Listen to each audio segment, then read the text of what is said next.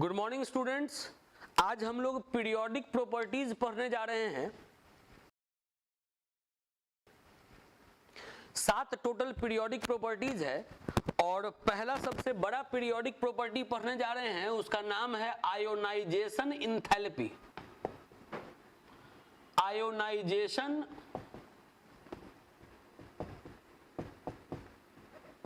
Enthalpy, इसको short में ऐसे भी लिखते हैं। आयोनाइजेशन इंथैल्पी को इस तरीके से भी लिखा जाता है, आयोनाइजेशन इंथैल्पी। ये लिखा हुआ आई, नीचे में डेल्टा के नीचे लिखा हुआ आई आयोनाइजेशन के लिए, एच को पढ़ते हैं इंथैल्पी। ये थर्मोडायनेमिक्स चैप्टर में क्लियर होगा। अभी आप सिंबल दिमाग में रखिए कि आयोनाइजेशन इंथैल्पी को ऐसे भी लिखते हैं। इसी का एक और नाम है ionisation energy.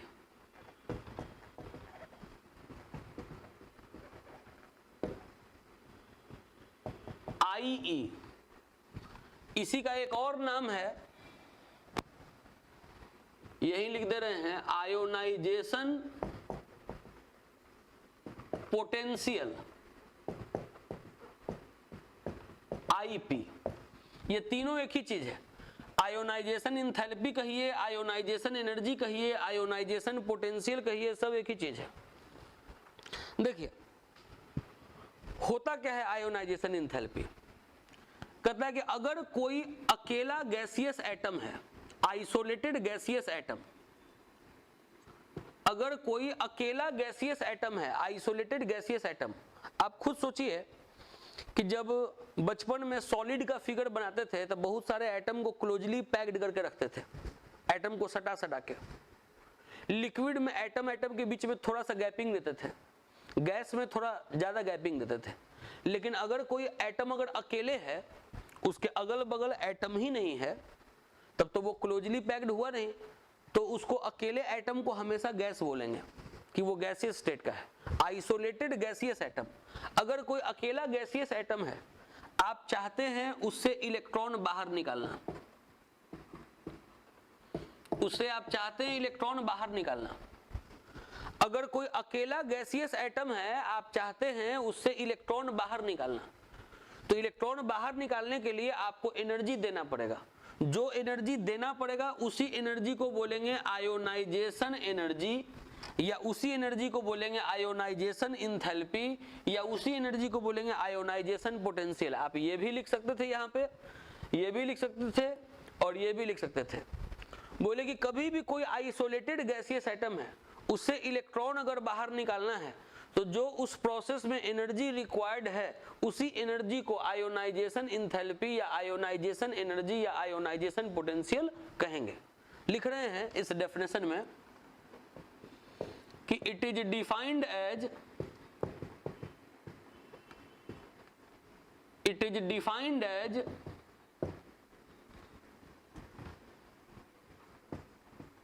minimum energy,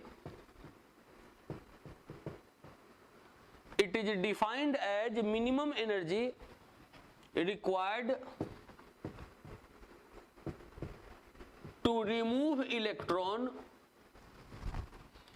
It is defined as minimum energy required to remove electron from an isolated gaseous atom. It is defined as minimum energy required to remove electron from an isolated gaseous atom. अगर कोई अकेला gaseous atom है, उससे electron को बाहर निकालना है, तो जो मिनिमम एनर्जी का जरूरत है उसी को हम लोग आयोनाइजेशन एनर्जी या आयोनाइजेशन इंथैल्पी कहेंगे। ये तो पहले इसका डेफिनेशन हो गया, ये डेफिनेशन लिख के ये नोट कर लेना है। इसके बाद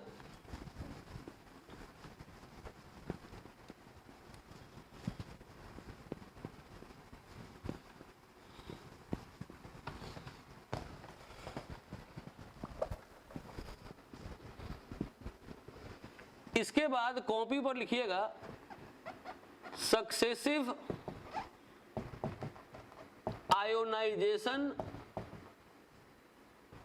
इंथैल्पी। या सक्सेसिव आयोनाइजेशन एनर्जी। थोड़ा सक्सेसिव का स्पेलिंग आउट ऑफ माइंड हो गया है, इसको अपना एक बार चेक कर लीजिएगा। सक्सेसिव आयोनाइजेशन इंथैल्पी, देखिए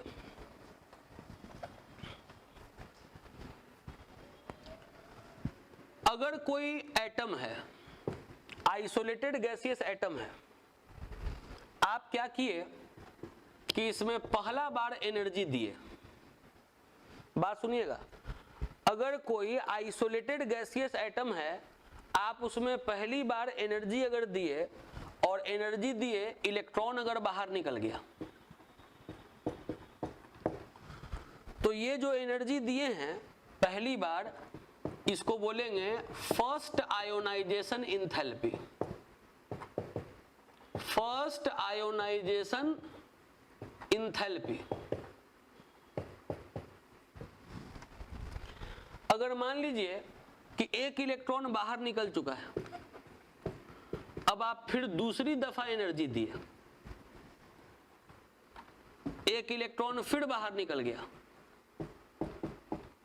तो ये जो दूसरी दफा एनर्जी दिए हैं इसको बोलेंगे second ionisation enthalpy. First ionisation enthalpy, इसको पहली बार एनर्जी जो दे रहे हैं उसको इलेक्ट्रॉन बाहर निकालने के लिए, अब एक इलेक्ट्रॉन बाहर निकल चुका है, फिर एनर्जी दे रहे हैं, तो सेकेंड आयोनाइजेशन इंथैल्पी। दो इलेक्ट्रॉन निकाल चुके हैं आप, अब उसमें फिर तीसरी बार एनर्जी दे रहे हैं इलेक्ट्रॉन बाहर निकालने के लिए, तो जो थर्ड बार एनर्जी दे रहे हैं इसको बोलेंगे थर्ड आयोनाइजेशन इंथैल्पी या थर्ड आयोनाइजेशन एनर्जी। एक ही चीज है, आयोनाइजेशन एनर्जी बोलिए, first ionisation energy, second ionisation energy, third ionisation energy. First ionisation enthalpy, second ionisation enthalpy, third ionisation enthalpy, first ionisation potential, second ionisation potential, third ionisation potential, कुछ भी कह सकते हैं। तो कह रहा कि ये जो बारी बारी आप इलेक्ट्रॉन बाहर निकालते जा रहे हैं और बारी बारी जो आप एनर्जी देते जा रहे हैं, एक के बाद दूसरा, दूसरे के बाद तीसरा, तीसरे के बाद चौथा, तो यही है सक्सेसिव आयोनाइजेशन इंथैल्पी। एक के बाद दूसरा, दूसरे के बाद तीसरा। तो कहता है कि ये जो एनर्जी सब है, पहला, दूसरा, तीसरा, ये सब बराबर नहीं होता है आपस में। फर्स्ट आयोनाइजेशन इंथैल्पी का वैल्यू, सेकंड आयोनाइजेशन इंथैल्पी का वैल्यू, थर्ड आयोनाइजेशन इंथैल्पी का वैल्यू आपस में इक्वल नहीं होता है। ये नहीं कि हर बार इलेक्ट्रॉन निकालने के लिए आपको बराबर एनर्जी देना पड़ेगा, नहीं। फर्स्ट आयोनाइजेशन इंथैल्पी का वैल्यू कम होता है, सेकंड आयोनाइजेशन इंथैल्पी का वैल्यू ज्यादा होता है, थर्ड आयोनाइजेशन इंथैल्पी का वैल्यू और ज्यादा होता है। ऐसे ही और आगे जैसे जैसे इलेक्ट्रॉन बाहर निकालते जाएंगे वैसे वैसे आयोनाइजेशन इंथैल्पी का वैल्यू बढ़ते चला जाएगा। अब ऐसा क्यों होता है कि फर्स्ट आयोनाइजेशन इंथैल्पी से ज्यादा है वैल्यू सेकंड का, सेकंड से ज्यादा है वैल्यू थर्ड का?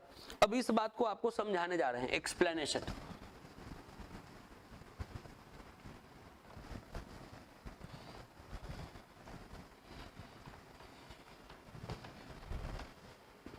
एक्सप्लेनेशन में लिखेंगे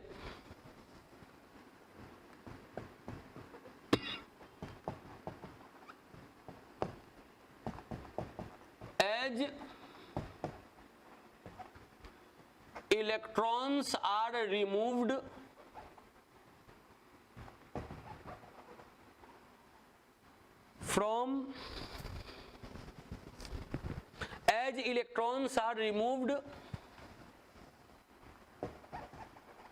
from atom, then electrostatic force of attraction between electron and nucleus increases. As electrons are removed from atom, then electrostatic force of attraction between electron and nucleus increases, due to which ionisation energy increases. इसको हम example देके समझाते हैं। देखिए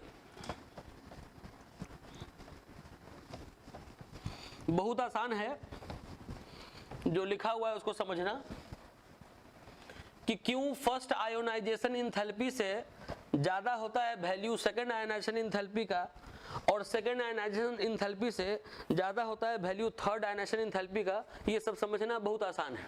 देखिए consider an atom, मान लीजिए कि कोई एटम है, जैसे एल्यूमिनियम है, एटॉमिक नंबर 13 है। अब अगर एटॉमिक नंबर 13 है तो उसमें 13 इलेक्ट्रॉन है और उसमें 13 प्रोटॉन है। एटॉमिक नंबर 13 है तो 13 इलेक्ट्रॉन है, 13 प्रोटॉन है।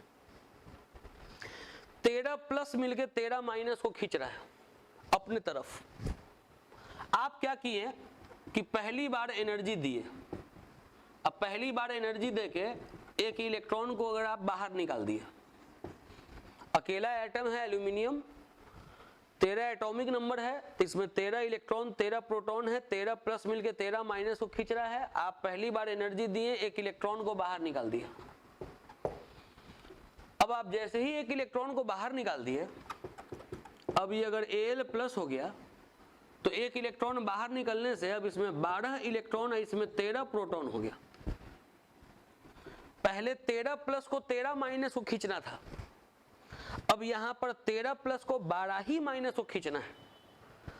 तो यहां से ज्यादा होल्ड यहां होगा, यहां पे होल्ड तगड़ा होगा, यहां 13 प्लस 12 माइनस को और कस के जकड़े हुए होगा। अगर आप चाहिएगा यहां से इलेक्ट्रॉन को बाहर निकालना तो आपको पहले के तुलना में यहां पर ज्यादा एनर्जी देना होगा, तब इलेक्ट्रॉन बाहर निकलेगा।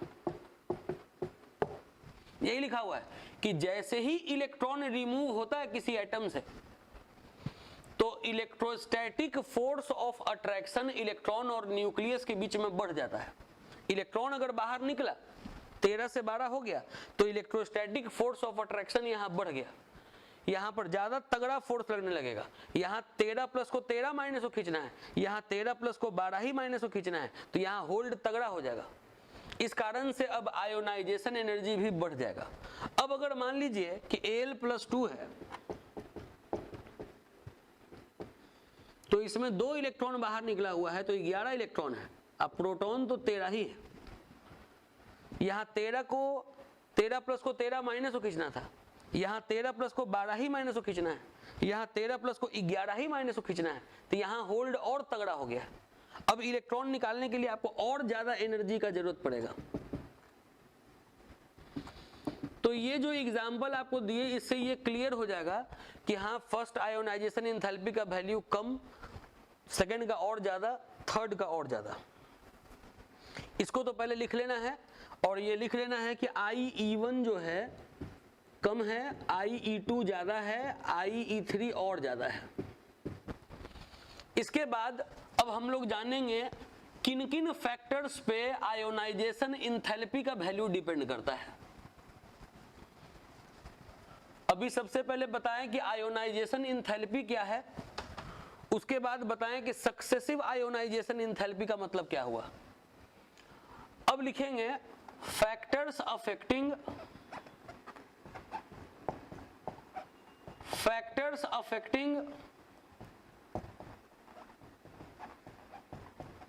Ionisation enthalpy.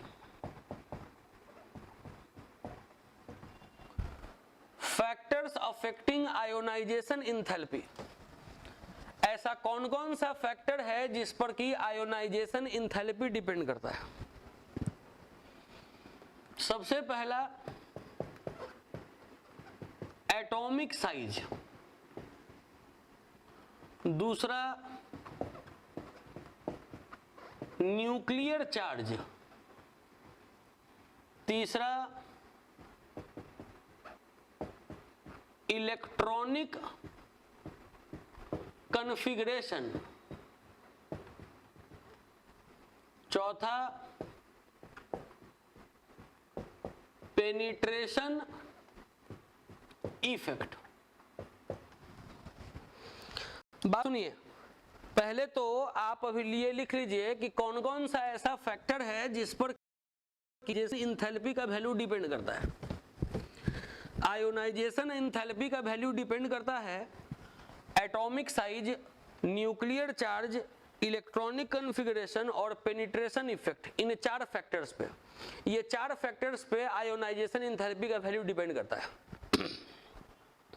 सुनिए मेरा बात, क्वेश्चन क्या आता है?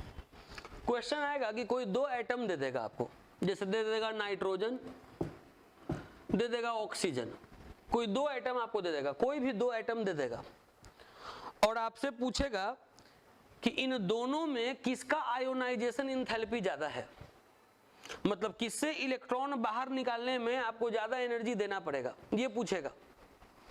2 एटम आपको दे देगा, जैसे नाइट्रोजन दे दिया, ऑक्सीजन दे दिया, और उसके बाद आपसे पूछ देगा कि किससे इलेक्ट्रॉन बाहर निकालने में आपको ज्यादा एनर्जी देना पड़ेगा, ऐसा पूछेगा। और उसके बाद बोलेगा कि क्यों ज्यादा एनर्जी देना पड़ेगा और क्यों ज्यादा एनर्जी देना पड़ेगा, ये भी पूछेगा। अब इसका आंसर जब आप दीजिएगा कि हाँ इसमें आयोनाइजेशन एनर्जी ज्यादा देना पड़ेगा, तो फिर आपको कारण बताना होगा। अब कारण या तो एटॉमिक साइज होगा, कारण या तो न्यूक्लियर चार्ज होगा, कारण या तो इलेक्ट्रॉनिक कॉन्फ़िगरेशन होगा, कारण या तो पेनिट्रेशन इफेक्ट होगा। इसी चारों में से कोई एक कारण होगा, due to this, due to this, due to this या ड्यू टू दिस, इसी चारों में से कोई एक कारण होगा। अब कौन सा कारण लगाना है, उसके लिए ये कारण कब लगाते हैं, इसके मदद से आंसर कब देते हैं, इसके मदद से आंसर कब देते हैं, इसके मदद से आंसर कब देते हैं, यही आपको पूरा डीपली यहां समझना है। एटॉमिक साइज फैक्टर के मदद से कब आंसर देंगे, न्यूक्लियर चार्ज फैक्टर लगा के कब आंसर देंगे, इलेक्ट्रॉनिक कॉन्फ़िगरेशन लगा के कब आंसर देंगे, पेनिट्रेशन इफेक्ट लगा के कब आंसर देंगे, यही चीज को समझना है। तो सबसे पहला हम लोग ये पढ़ने जा रहे हैं एटॉमिक साइज। सबसे पहला वाला फैक्टर एटॉमिक साइज। देखिए, बात को घुमाते हुए नहीं, हम सीधे एक लाइन पहले यही बताया करेंगे कि ये फैक्टर कब लगाइएगा। ऐसा क्या देखिएगा क्वेश्चन में कि आप आंसर दीजिएगा एटॉमिक साइज वाले फैक्टर पे। तो एटॉमिक साइज वाले में ये लिखेंगे कि when there is difference in orbit number, when there is a difference in orbit number, then answer is given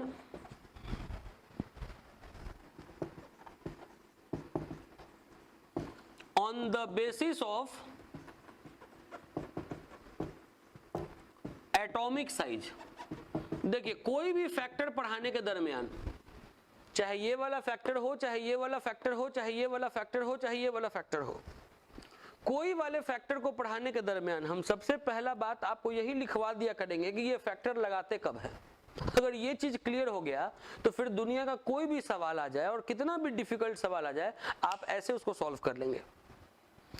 तो ये चीज माइंड में एकदम रखना है कि हाँ एटॉमिक साइज कब लगाते हैं, एटॉमिक साइज की मदद से आंसर कब देते हैं। तो यहाँ यही लिखा हुआ है कि when there is difference in orbit number, जब ऑर्बिट नंबर में डिफरेंस हो तब आंसर देंगे एटॉमिक साइज के माध्यम से। अब जैसे देखिए, अगर सवाल ऐसे पूछ दिया कि विच हैज, एक मिनट, सवाल बता रहे हैं, पहले तो ये बताएं कि ये फैक्टर पे आंसर कब देते हैं, अब ये बता दें कि इस फैक्टर पे आंसर क्या देते हैं। ये दिमाग में रखेंगे कि आयोनाइजेशन एंथैल्पी जो है वो एटॉमिक साइज पे इनवर्सली डिपेंड करता है, ये माइंड में रखेंगे। आंसर यही देना है, आंसर ये कब देना है ये ऊपर लिखवाएं, क्या देना है ये लिखवा रहे हैं कि आयोनाइजेशन एंथैल्पी जो है वो एटॉमिक साइज पे इनवर्सली डिपेंड करता है। ऐसे सोचिए कि अगर कोई छोटा एटम है, यहां से इलेक्ट्रॉन को बाहर निकालना है, कोई बड़ा एटम है, यहां से इलेक्ट्रॉन को बाहर निकालना है, इलेक्ट्रॉन और न्यूक्लियस के बीच में दूरी कम है, दूरी कम है तो ये प्लस इस माइनस को ज्यादा फोर्स से खींचेगा अपने तरफ, यहां इलेक्ट्रोस्टैटिक फोर्स ऑफ अट्रैक्शन ज्यादा होगा। यहां ये जो इलेक्ट्रॉन है, ये जो न्यूक्लियस है, उसके बीच में दूरी बढ़ गया, दूरी बढ़ गया तो इलेक्ट्रोस्टैटिक फोर्स ऑफ अट्रैक्शन घट जाएगा। कमजोर फोर्स को हम हमेशा डॉटेड लाइन से दिखाते हैं, ब्रोकन लाइन से दिखाते हैं, और स्ट्रॉन्ग फोर्स को कंटिन्यूअस लाइन से दिखाते हैं। ये जो पॉजिटिव है, ये जो निगेटिव है, दोनों के बीच में डिस्टेंस कम है तो यहाँ अट्रैक्शन फोर्स ज्यादा होएगा। यहाँ डिस्टेंस ज्यादा है तो अट्रैक्शन फोर्स कम होएगा। अब अगर अट्रैक्शन फोर्स अगर ज्यादा है, आप इलेक्ट्रॉन को अगर बाहर निकालना चाहते हैं तो आपको ज्यादा एनर्जी देके इलेक्ट्रॉन को बाहर निकालना पड़ेगा। लेकिन अगर अट्रैक्शन फोर्स अगर कम है, आप इस इलेक्ट्रॉन को बाहर निकालना चाहते हैं तो आपको कम एनर्जी देके इलेक्ट्रॉन बाहर निकालना होगा। मतलब कि बड़ा एटम है तो एनर्जी कम देना पड़ रहा है, छोटा एटम है तो एनर्जी ज्यादा देना पड़ रहा है। यही तो बात यहाँ लिखवाए हैं कि एटॉमिक साइज पे इनवर्सली डिपेंड कर रहा है। अगर छोटा एटम है तो एनर्जी ज्यादा देना पड़ेगा, बड़ा एटम है तो एनर्जी कम देना पड़ेगा। अब जैसे बातों को समझिएगा, एक सवाल अभी आपको हम लिखवाने जा रहे हैं।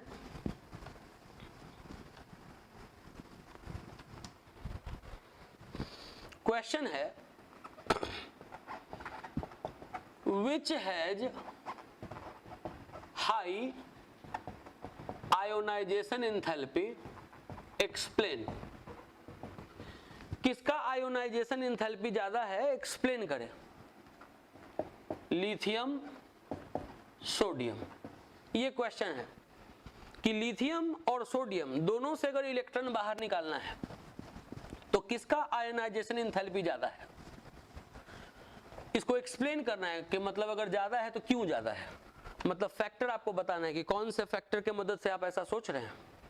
अब देखिए, ऐसा क्वेश्चन अगर बनाना हो, सबसे पहले लिथियम को लेकर चल रहे हैं तो पहले लिथियम का कॉन्फ़िगरेशन कर देना चाहिए। कॉन्फ़िगरेशन पता है 1s2 2s1 कर दिए कॉन्फ़िगरेशन। अगर सोडियम से इलेक्ट्रॉन बाहर निकालना है तो पहले सोडियम का कॉन्फ़िगरेशन कर देंगे 1s2 2s2 2p6 3s1। ये इसका कॉन्फ़िगरेशन हो गया।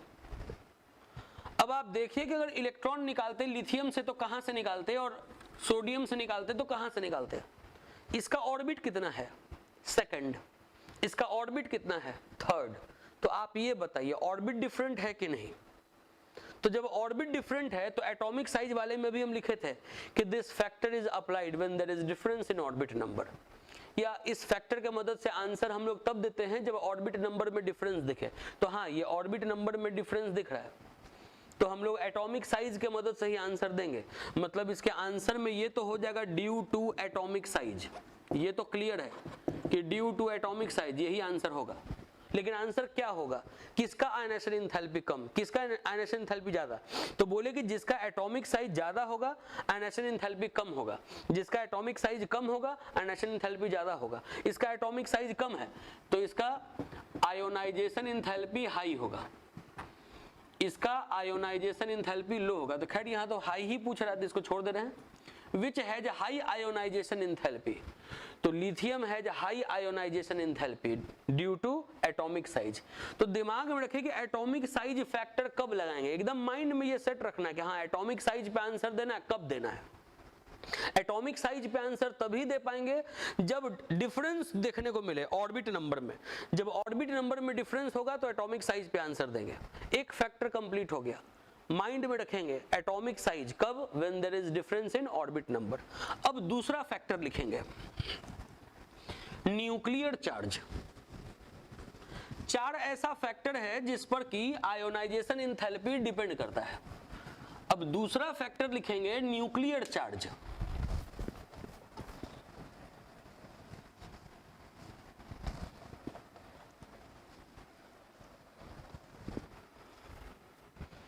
देखिए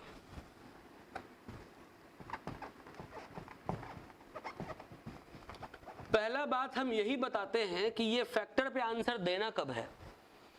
ऐसा क्या देखिएगा कि आप आंसर न्यूक्लियर चार्ज पर दीजिएगा। तो न्यूक्लियर चार्ज में पहला लाइन ये लिखेंगे कि this factor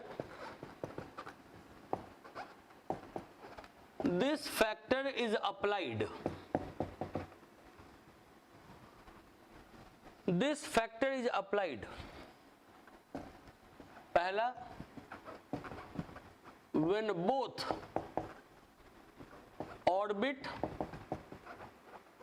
and suborbit are same. This factor is applied when both orbit and suborbit are same. दूसरा, both are stable या both are unstable. दिमाग में ये सेट कर लीजिए, न्यूक्लियर चार्ज पे आंसर कब देना है? तो जब ये दोनों फैक्टर काम कर रहा हो, ये नहीं कि कोई एक फैक्टर रहेगा तो ये आंसर नहीं देना है, दोनों फैक्टर लग रहा हो, ऑर्बिट सब ऑर्बिट दोनों सेम दिख रहा हो, या तो दोनों का दोनों स्टेबल हो या तो दोनों का दोनों अनस्टेबल हो। ये तो हम क्वेश्चन के माध्यम से दोनों बात को समझाएंगे, लेकिन अभी पहले लिख दिए कि हाँ ये फैक्टर कब लगाएंगे, तो जब ये दोनों दिखे। क्या लगाएंगे ये तो कब लगाएंगे ये लिखें, क्या लगाएंगे आंसर क्या देंगे। तो इसमें लिखना है कि न्यूक्लियर चार्ज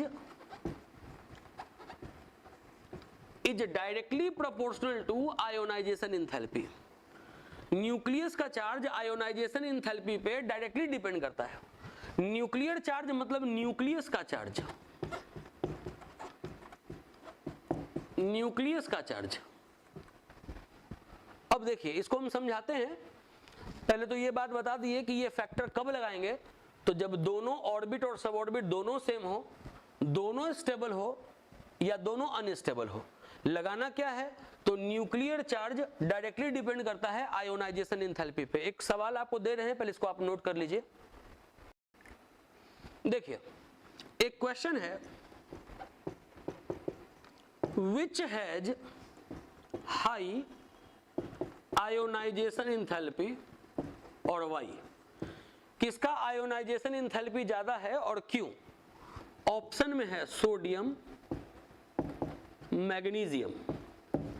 ऑप्शन में ये है सोडियम और मैग्नीशियम दे दिया है, सोडियम और मैग्नीशियम दे दिया है। आपसे पूछ रहा है कि सोडियम और मैग्नीशियम में किसका आयोनाइजेशन एंथैल्पी का वैल्यू ज्यादा है और क्यों ज्यादा है।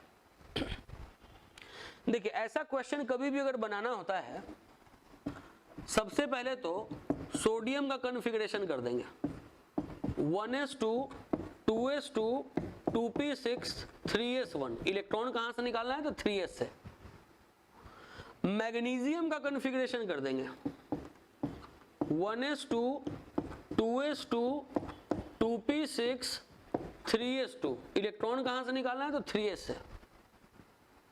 अब आप ये देखिए, सोडियम में जिस ऑर्बिट से इलेक्ट्रॉन निकालना है वो क्या है, 3। मैग्नीशियम से जिस ऑर्बिट से इलेक्ट्रॉन बाहर निकालना है वो क्या है, 3। मतलब ऑर्बिट सेम है, ऑर्बिट सेम है। सब ऑर्बिट है तीसरे का s, इसमें भी सब ऑर्बिट है तीसरे का s, सब ऑर्बिट भी सेम है। When both orbit and suborbit are same, orbit सब ऑर्बिट दोनों सेम है दोनों में। पहला फैक्टर तो लग रहा है, अभी नहीं कि पहला फैक्टर लग रहा है लगा दिए, नहीं, दोनों फैक्टर देखिए। दूसरा फैक्टर देखिए, दूसरा है कि दोनों स्टेबल है चाहे दोनों अनस्टेबल है। आपको हम ये बात बताए हैं कि हाफ फील्ड और फुल फील्ड ऑर्बिटल स्टेबल होता है, इनकम्प्लीटली फील्ड ऑर्बिटल अनस्टेबल होता है। यहाँ s का कैपेसिटी 2 है और 1 भरा हुआ है, तो ये हाफ फील्ड ऑर्बिटल है, हाफ फील्ड ऑर्बिटल, ये स्टेबल है। ये s का कैपेसिटी 2 है और 2 भरा हुआ है, तो ये फुल फील्ड ऑर्बिटल है, ये भी स्टेबल है। तो दोनों स्टेबल है, जिसमें से इलेक्ट्रॉन निकालना है दोनों स्टेबल है, और दोनों का ऑर्बिट और सब ऑर्बिट दोनों सेम है, मतलब दोनों यहां पर फैक्टर लग रहा है। बोले कि न्यूक्लियर चार्ज के मदद से आंसर देंगे, लेकिन कब देंगे, तो जब both orbit and sub orbit are same, both are stable और बोथ आर अनस्टेबल। हाँ यहां पर ये लगेगा न्यूक्लियर चार्ज। आंसर तो जाएगा, आंसर तो इसका जाएगा due to nuclear charge, answer तो ये जाएगा न्यूक्लियर चार्ज के कारण। न्यूक्लियर चार्ज वाला फैक्टर तो लगेगा। क्यों, फैक्टर कब लगाते हैं, जब ऑर्बिट सब ऑर्बिट दोनों सेम है, दोनों सेम है, और दोनों ही स्टेबल हो, चाहे दोनों ही अनस्टेबल हो। यहां देखिए दोनों ही स्टेबल है। लेकिन आंसर जाएगा क्या? आंसर तो जाएगा न्यूक्लियर चार्ज की मदद से, लेकिन आंसर जाएगा क्या? तो आपको देखना है क्या इसमें आंसर लगाते क्या है कि न्यूक्लियस का चार्ज जिसका ज्यादा होगा उसका आयोनाइजेशन एंथैल्पी ज्यादा होगा। न्यूक्लियस का चार्ज होता है प्रोटॉन के कारण। आप देखिए कि प्रोटॉन किसमें ज्यादा है, तो इसमें 11 प्रोटॉन है, इसमें 12 प्रोटॉन है, इसका न्यूक्लियस का चार्ज ज्यादा है तो इसका आयोनाइजेशन एंथैल्पी हाई हो जाएगा। कोई पूछे कि सोडियम और मैग्नीशियम में किसका आयोनाइजेशन एंथैल्पी हाई है, तो मैग्नीशियम का आयोनाइजेशन एंथैल्पी हाई है ड्यू टू न्यूक्लियर चार्ज। आप देखिए एटॉमिक साइज आंसर नहीं दिए, जो एटॉमिक साइज इसके पहले पढ़े, आंसर क्या दिए? तो न्यूक्लियर चार्ज दिए। आपको अभी बस यही दिमाग में रखना है कि कोई भी अगर फैक्टर है तो कोई भी फैक्टर लगाते कब है। जैसे एटॉमिक साइज है तो कब लगाएंगे? When there is difference in orbit number तो लगाएंगे एटॉमिक साइज। न्यूक्लियर चार्ज कब लगाएंगे? तो दो बात दिमाग में रखना है कि when both orbit and sub orbit are same, both are stable और बोथ आर अनस्टेबल। अब आ रहे हम लोग थर्ड फैक्टर के तरफ। दो फैक्टर पढ़ लिए, न्यूक्लियर चार्ज। अब थर्ड लिखेंगे इलेक्ट्रॉनिक कन्फिगरेशन। होता क्या है ना कि अभी मन में आ रहा होगा कि और सवाल बताते और सवाल बताते, तो सवाल और भी बताएंगे, लेकिन जब चारों फैक्टर पढ़ लीजिएगा तब सवाल बनाने में ज्यादा अच्छा लगेगा। अभी क्या है कि आप दो ही फैक्टर ही पढ़े हैं, तो या तो एटॉमिक साइज या तो न्यूक्लियर चार्ज, तो दिमाग में मतलब ज्यादा बात लाने का जरूरत ही नहीं है। ऑर्बिट में डिफरेंस है तो आप एटॉमिक साइज लगा दीजिएगा, ऑर्बिट सब ऑर्बिट दोनों सेम देखिएगा, दोनों अगर स्टेबल दोनों अनस्टेबल देखिएगा तो न्यूक्लियर चार्ज बोल दीजिएगा। कंफ्यूजन कब आएगा? जब आप चारों फैक्टर पढ़ लीजिएगा। इसीलिए अब थर्ड फैक्टर में आने जा रहे हैं हम लोग, और थर्ड फैक्टर है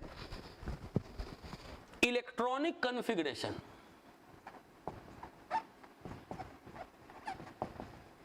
इलेक्ट्रॉनिक कन्फिगरेशन ये है third factor.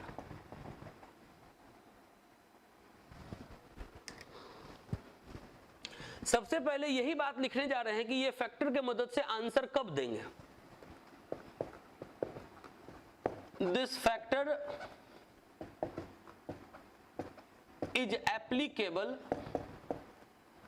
This factor is applicable when both orbit and suborbit are same। अब आप कहिएगा कि अरे न्यूक्लियर चार्ज में भी तो यही फैक्टर था, when both orbit and suborbit are same। तो हाँ, इसीलिए तो बोले कि एक फैक्टर देखकर नहीं लगा देना है आंसर, दोनों देखना है कि दोनों फैक्टर फॉलो कर रहा है कि नहीं। तो पहला वाला फैक्टर इसमें है और न्यूक्लियर चार्ज में सेम है कि when both orbit and suborbit are same। Second वाला है one is stable, one is stable, other is unstable। One is stable other is unstable. एक स्टेबल हो दूसरा अनस्टेबल हो, जो कि उसमें नहीं था। उसमें था कि both are stable both are unstable, इसमें है कि one is stable other is unstable. इसमें ये नहीं बता रहे हैं कि इसमें लगाना क्या है।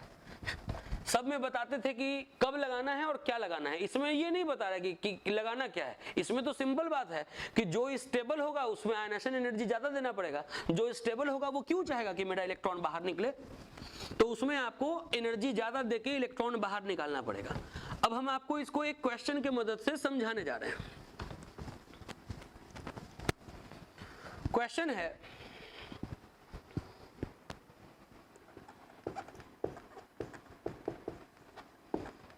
which has high ionization enthalpy और why? नाइट्रोजन ऑक्सीजन, दोनों में किसका आयोनाइजेशन एंथैल्पी ज्यादा है और क्यों ज्यादा है। अब आप देखिए, अगर इस क्वेश्चन को बनाना है तो पहले तो नाइट्रोजन का कॉन्फ़िगरेशन करेंगे, लिखेंगे 1s2 2s2 2p3, ये नाइट्रोजन का कॉन्फ़िगरेशन हो गया। फिर ऑक्सीजन का कॉन्फ़िगरेशन करेंगे 1s2 2s2 2p4, ये ऑक्सीजन का कॉन्फ़िगरेशन हो गया। इलेक्ट्रॉन निकालना है दूसरे के पी से, इसमें भी इलेक्ट्रॉन निकालना है दूसरे के पी से। अब आप देखिए कि पहला फैक्टर लग रहा है both orbit and sub orbit are same, दोनों का ऑर्बिट भी सेम है, दोनों का सब ऑर्बिट भी सेम है। अब आप ये बताइए पी का कैपेसिटी कितना होता है, 6, भरा हुआ कितना है 3, इसका मतलब कि ये हाफ फिल्ड ऑर्बिटल है, हाफ फील्ड ऑर्बिटल है, इसका मतलब कि ये स्टेबल कॉन्फ़िगरेशन है। P का कैपेसिटी 6 है, ना तो 6 भरा हुआ है ना तो 3 भरा हुआ है, ना तो फुल फिल्ड है ना तो हाफ फिल्ड है, ये है इनकम्प्लीटली फिल्ड ऑर्बिटल, ये है अनस्टेबल कॉन्फ़िगरेशन। आप देख रहे हैं कि इसमें एक स्टेबल है एक अनस्टेबल है, यही यहां पर सेकंड फैक्टर है कि one is stable other is unstable, एक स्टेबल हो एक अनस्टेबल हो। तो जो स्टेबल होगा उसका आयोनाइजेशन एंथैल्पी हाई होगा, जो स्टेबल होगा उसका आयोनाइजेशन एंथैल्पी हाई होगा। ये नहीं कि यहाँ न्यूक्लियर चार्ज नहीं लगा दीजिएगा कि इसके न्यूक्लियस में ज्यादा चार्ज है तो इसका आयोनाइजेशन एंथैल्पी ज्यादा होगा, नहीं, यहाँ न्यूक्लियर चार्ज नहीं लगेगा। 4 फैक्टर है, आपको ये दिमाग में रखना है कि कब कौन सा फैक्टर लगाना है। अभी आपको 3 फैक्टर का जानकारी दिए हैं। पहला फैक्टर दिए हैं एटॉमिक साइज, ये कब लगाते हैं when there is difference in orbit number. दूसरा फैक्टर हम लोग पढ़े न्यूक्लियर चार्ज, इसके लिए 2 बात दिमाग में रखना है कि when both orbit and sub orbit are same, and number 2 both are stable और बोथ आर अनस्टेबल। तीसरा देखिए इलेक्ट्रॉनिक कॉन्फ़िगरेशन, इसमें भी 2 बात बताएं कि when both orbit and sub orbit are same, one is stable other is unstable. देखिए एक स्टेबल है एक अनस्टेबल है, तो जो स्टेबल है उससे इलेक्ट्रॉन बाहर निकालने में आपको ज्यादा एनर्जी देना पड़ेगा, और इसका आंसर हो जाएगा ड्यू टू इलेक्ट्रॉनिक कॉन्फ़िगरेशन।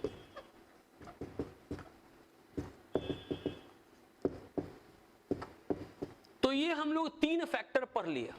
अब जो चौथा फैक्टर है अब हम लोग अगले क्लास में पढ़ेंगे, और अगले क्लास में ये प्रॉपर्टीज को, ये वाला पीरियोडिक प्रॉपर्टीज पहला वाला हम लोग 100% कंप्लीट कर लेंगे। ठीक है, आज के लिए इतना ही।